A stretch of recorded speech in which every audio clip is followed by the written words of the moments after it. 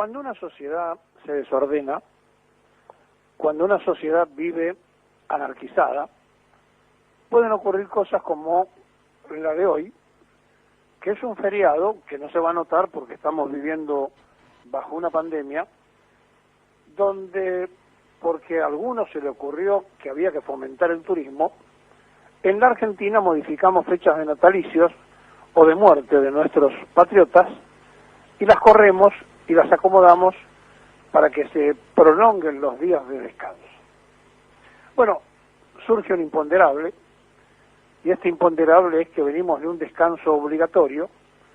porque siempre en la vida hay imponderables que el ser humano no puede calcular.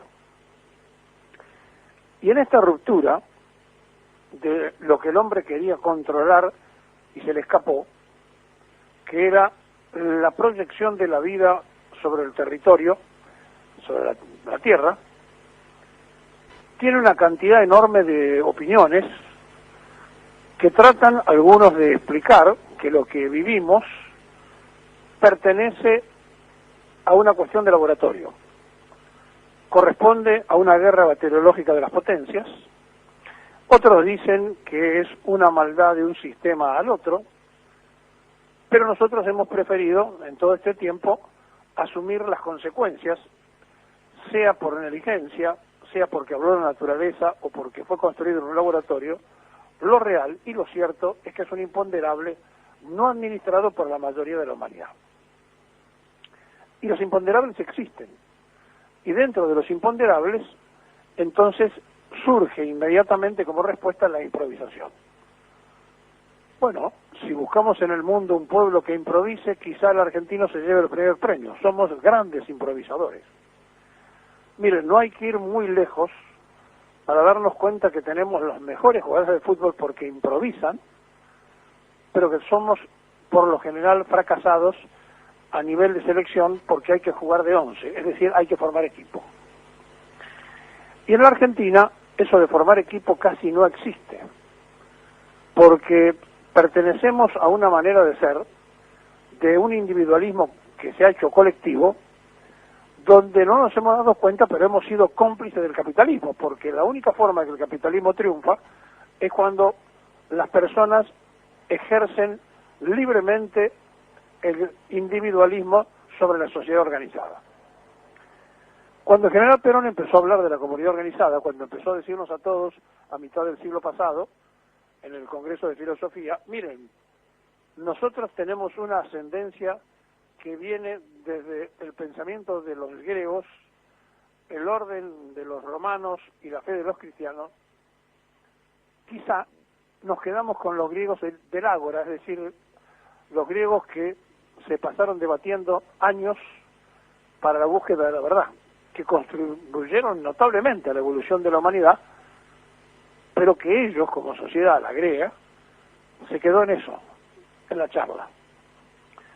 Y los argentinos somos parecidos absolutamente a los griegos en eso, porque hablamos todo el tiempo y hacemos muy poco. Y entonces nos pasamos hablando, observando los errores del otro,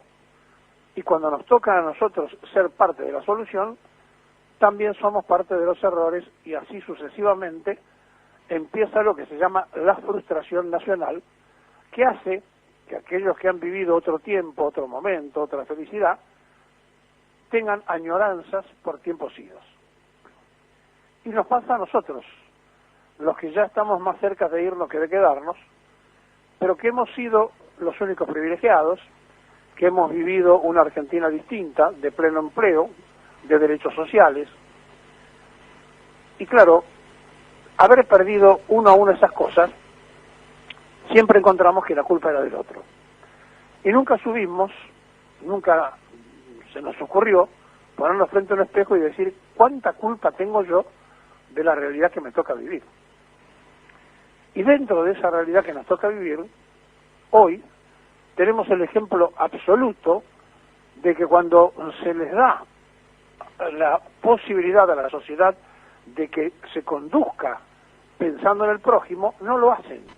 Y salen masivamente todo el mundo, en la ciudad de Buenos Aires, porque se le da la opción a que puedan salir a moverse, y no le importa el contagio ni se autocuidan ni cuidan a la sociedad, porque el culto al individualismo le gana al orden de la sociedad. Y es muy difícil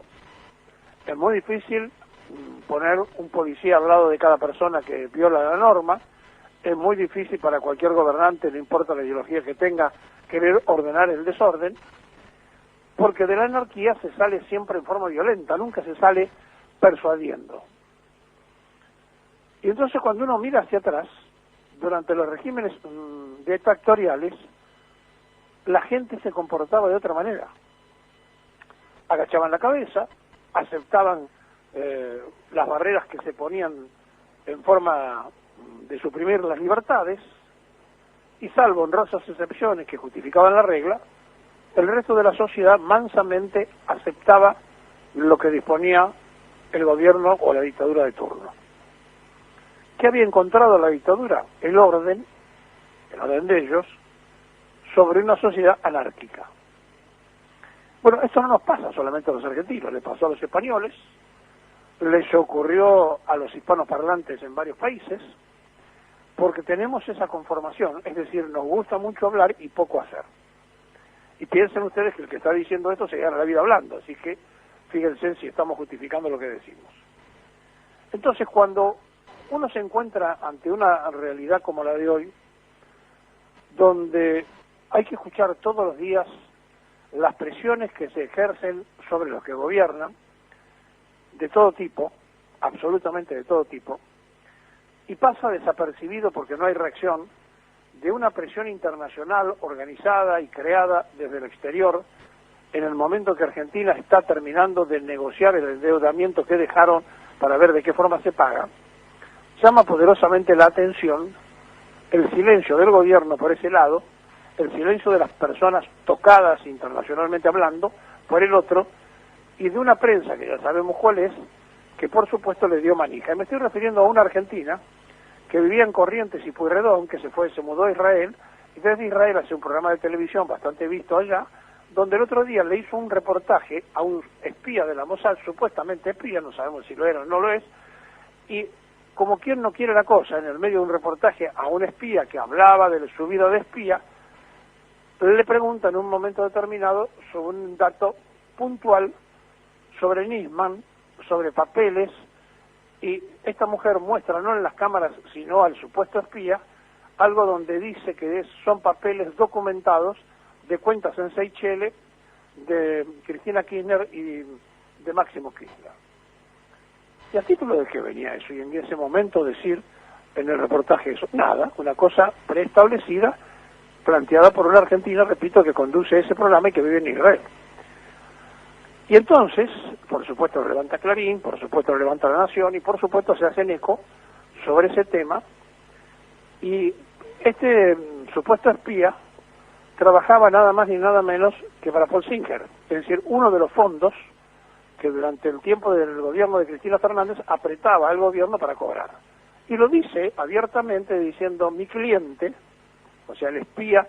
del Estado de Israel, trabajaba para un grupo privado, diciendo que, bueno, mi cliente quería que Argentina le pagara y entonces yo me puse a investigar y tengo las pruebas, etcétera, etcétera. Y eso pasa de largo, sin que nos demos cuenta que es un chantaje internacional montado, en el mismo momento que BlackRock, que tiene una tremenda influencia en la negociación de la deuda, se ha sentado a hablar mientras hay fondos que no van a arreglar, porque esa es la teoría, es decir, mientras unos arreglan, otros no, pero hay un club de acreedores, se hablan todo el tiempo entre ellos, y dicen, bueno, nosotros arreglamos y ustedes no arreglan, entonces ustedes van a juicio y después nosotros nos colamos en el juicio. Es decir, mientras estos aprietes internacionales ocurren, la prensa argentina trabaja para esos aprietes. Y mientras esto pasa,